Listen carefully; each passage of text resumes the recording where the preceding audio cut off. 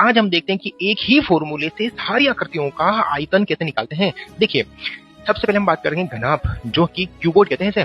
इसका आयतन का फॉर्मूला है लंबाई इंटू चौड़ाई इंटू ऊंचाई, और ये वही फॉर्मूला है जिसके हिसाब से हम सारी आकृतियों का आयतन निकालेंगे। अब देखते हैं घन यानी क्यूबॉइड। क्यूबॉइड के अंदर जो लंबाई होती है वो भी है, चौड़ाई भी है और ऊंचाई भी है। इसका मतलब इसकी लंबाई भी ए है, चौड़ाई भी ए है और ऊंचाई भी ये है। इसका मतलब इसके आयतन का फॉर्मूला 1, 2 और 3 यानी कि ये हो गया ए क्यूब। अब हम बात करते हैं बेलन की।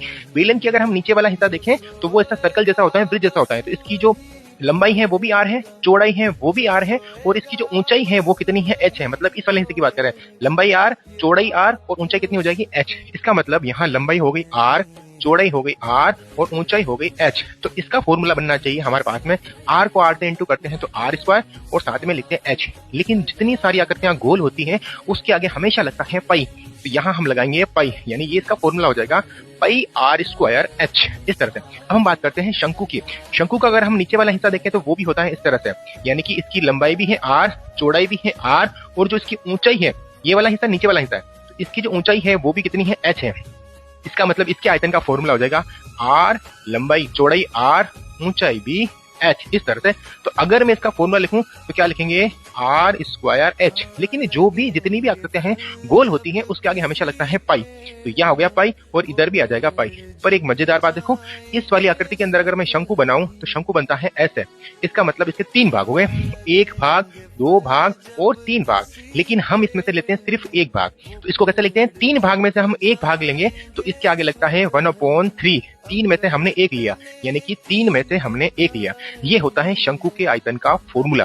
फिर हम देखते हैं ये वाला, ये गोला है, इसके नीचे आगे पीछे ऊपर नीचे सारी चीजें एक जैसी होती है। इसका मतलब इसकी लंबाई भी हो गई आर, चौड़ाई भी हो गई आर और ऊंचाई भी हो गई इसकी आर। इसका मतलब इसका फॉर्मूला बनना चाहिए आर क्यूब। लेकिन जितनी सारी आकृतियां गोल होती हैं उनके आगे हमेशा लगता है पाई, तो इसके आगे हम लगाएंगे पाई।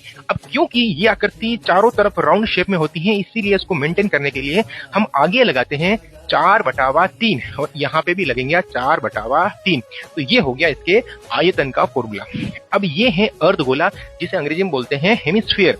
यानी इसके कैसे निकालेंगे, इसकी लंबाई भी है आर, चौड़ाई भी है आर और ऊंचाई भी है आर। आप यूं समझ सकते हो, यहाँ जो फॉर्मूला लिखा हुआ है इसका हम कर देंगे आधा। तो आधा करेंगे तो आधा कैसे करेंगे, अगर किसी का आधा करते तो हम इसके अंदर 2 का भाग देते हैं, तो 2 का भाग देंगे। जैसे मान लो मैं इसमें 2 का भाग दे रहा हूँ तो मैं इसको से काटूंगा तो यहाँ कितना आ जाएगा, 2 आ जाएगा। इसका मतलब यहाँ पे हम लिख सकते हैं 2/3 पाई आर क्यूब, इस तरह से। अगर वीडियो अच्छी लगती है तो लाइक करें और चैनल को सब्सक्राइब करें।